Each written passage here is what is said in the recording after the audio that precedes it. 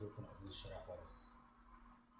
بس عيبني عمال في دلاكس مش عارف ايه، محدش عايز يعديني.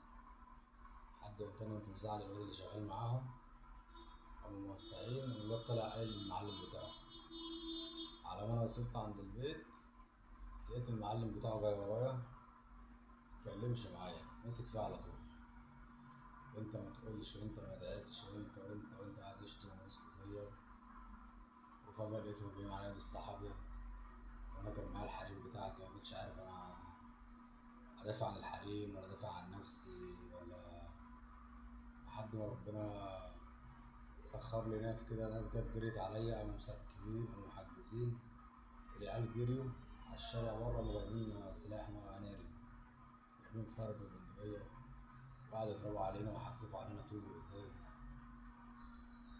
أنا اتعورت، وفي ناس أكتر، في ناس من صحابي اتعوروا أكتر من واحد. وفي برضه واحد صاحبي عامل عملية أوتار في إيديه برضه من الإزاز، هما كانوا بيحدفوا إزاز من ضرب النار. وفي رجل أخويا بيلي، وفي ظهري عند حماتي بيلي برضه، عند ناس زمايلي.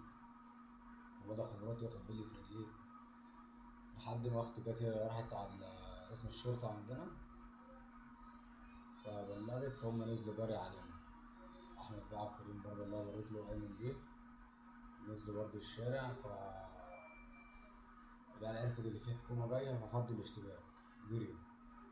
أنا خدت بعض ورحت خيطت التعويرة اللي في وشي دي، لحد ما الدنيا هديت والعيال اختفت. نمت، بيت وصحيت تاني يوم، راح الغار على التعويرة، ومعايا واحد صاحبي هو متعور برضه. العيال اتربصت لي على الطريق،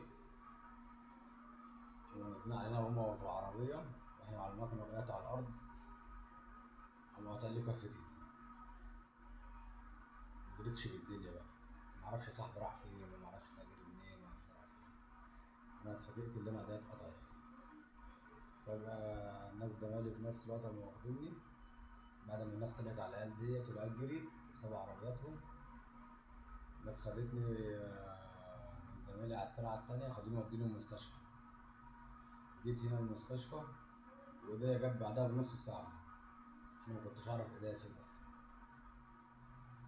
أنا دخلت العملية، جيت لا أسعفوني في العمليات، دخلت العمليات من الساعة 1 بالليل لحد الساعة 10 الصبح، 9 ساعات في العمليات، وتمن أكياس دم.